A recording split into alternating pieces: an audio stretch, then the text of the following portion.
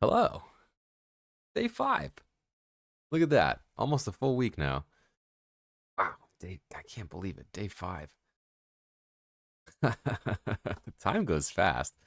I noticed myself starting to feel not as anxious with doing these, but also there's a little bit of motivation that has to start happening now to continue doing these daily. But that's part of the fun of it, isn't it? Of challenging ourselves to do something a little bit different than what we've seen before. Or that what we're familiar with. Not every day is as productive for me yet, and I want to get more productive every day. I think most of us do. I think that once in a while it's nice to have a lazy day here or there, but uh, typically we like to feel like we're accomplishing things in life. That's part of the good part of life, of growth. But something that stuck with me today is the compassion of mankind.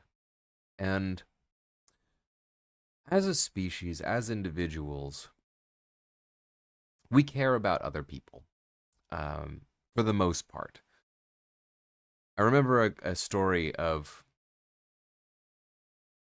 a monk that went to, he was staying in Boston for a while, and he went to the police station. And at the police station, he got a report from the police chief who was saying that the last week there was 80 robberies that happened the last week. And the monk looked at the police officer and said, "That's fantastic. You're telling me that." The police chief was like, "What do you mean that's fantastic?" And the monk was like, "You're telling me we have a population here in this city of almost 1 million people. And out of 1 million people, only 80 people chose to be bad. They all had the opportunity to be bad, but only 80 people chose to actually go through with it." And I really like that story. That story sticks with me a lot. About the hope that there is for humanity, for mankind, that the vast majority of people are good and want to be good and want to be compassionate and caring for others and want the best for themselves, but also they also want good things for other people. There's very few people who just want bad things to happen to others. I'm sure they're out there. There's always going to be some exceptions to it, but for the most part, people like things that are good and like sharing that goodness with other people. You know, who doesn't love being you know, seeing someone's joy come from some kind of sharing of something. Either if it's like you're sharing a game with somebody, you're sharing some experience with somebody, going to a who knows, a concert or to a game of some kind or some kind of event that you're just enjoying with someone. They're better. It's better that they're there usually.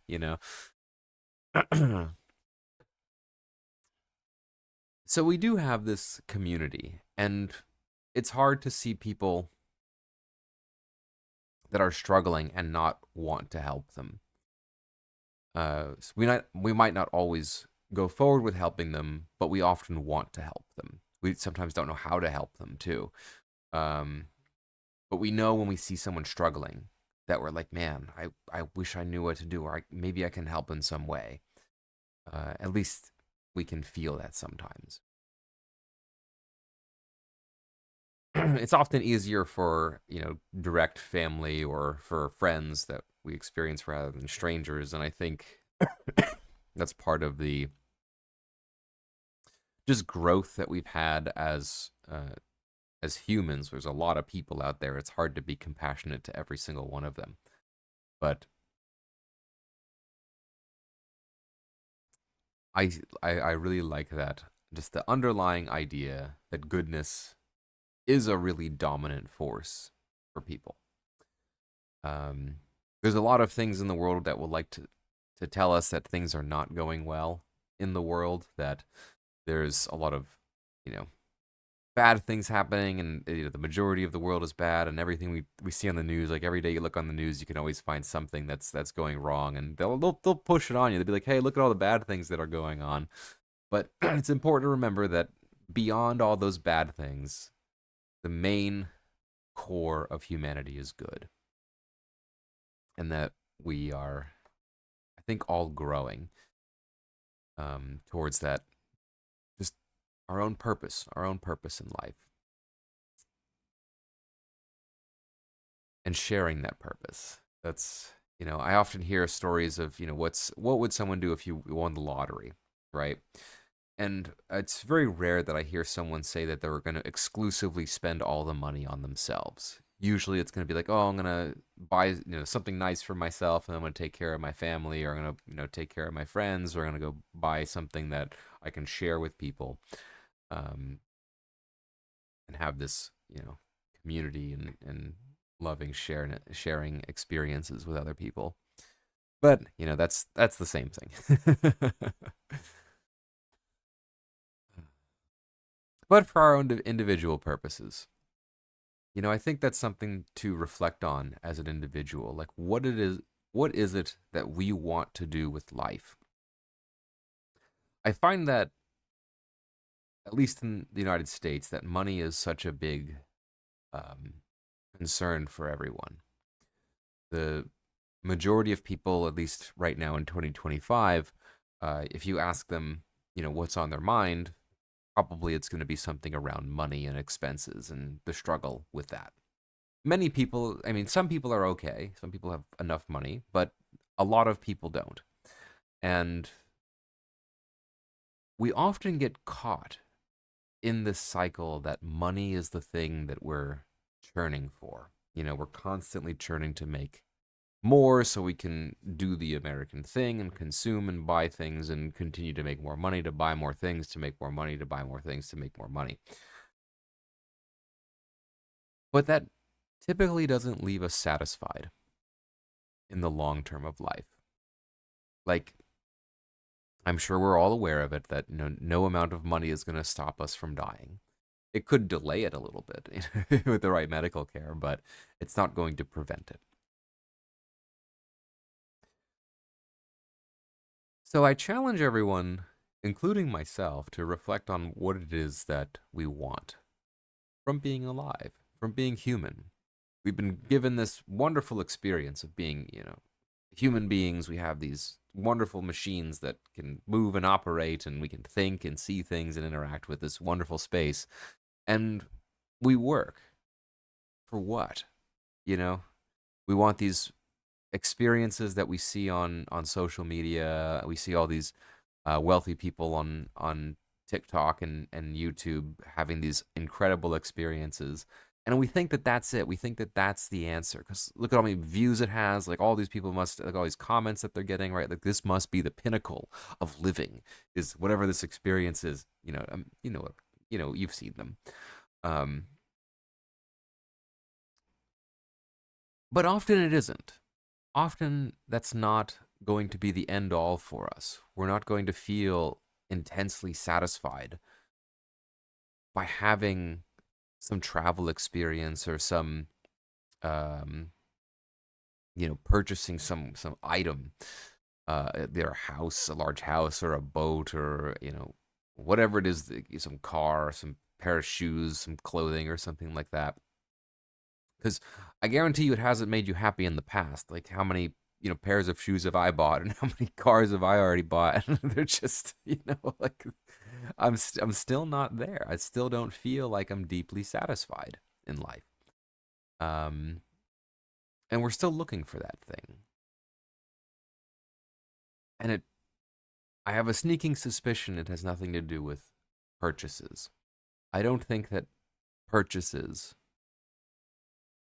can really solve that issue. Um, I remember a quote from some celebrity that said something along the lines of, I wish everyone could be rich at least once to realize that it doesn't solve the problem. It was along those lines. That, and I wish people could be rich to see that it doesn't do what they think it's going to be doing for them. And I feel that's pretty true, that it's not going to solve the thing that we hope it's going to solve.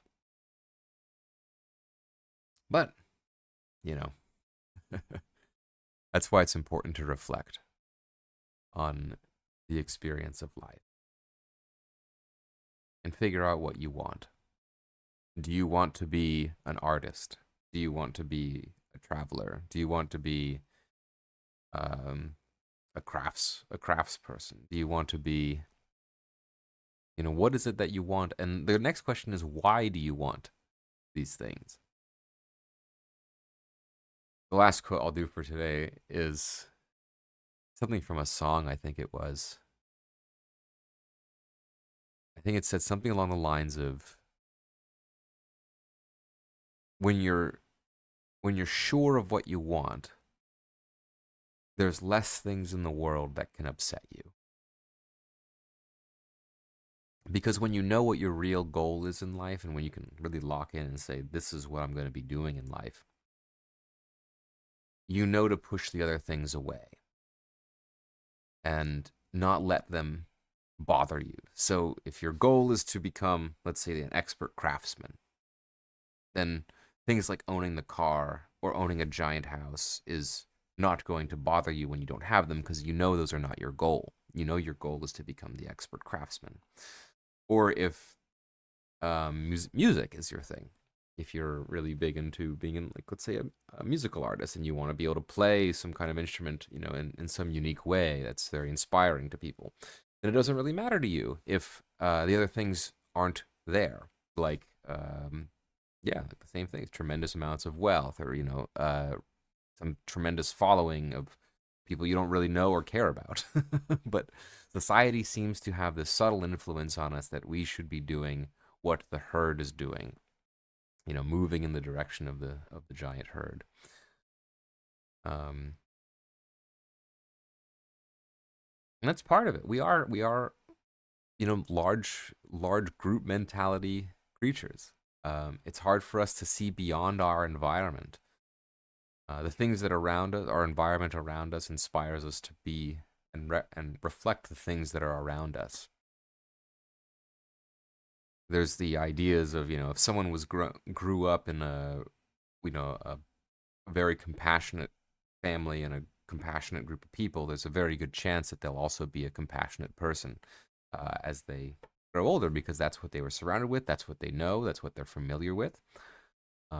The same goes for people who are very, hardworking and diligent. If you're surrounded by that growing up, you're naturally propelled to replicate what the environment is showing us. And that's where things like social media and advertising start to cause a lot of problems. Because in a way, that has become our environment. Social media has become our environment. Advertising has become our environment. And as we consume more and more of this content, that starts to become the environment we replicate.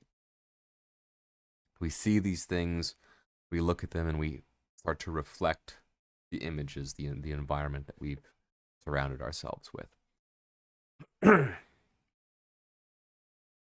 But those are the fun musings of today. All right. Well, that's good. That's good. Day 5, done. And we'll see you tomorrow. Take it easy.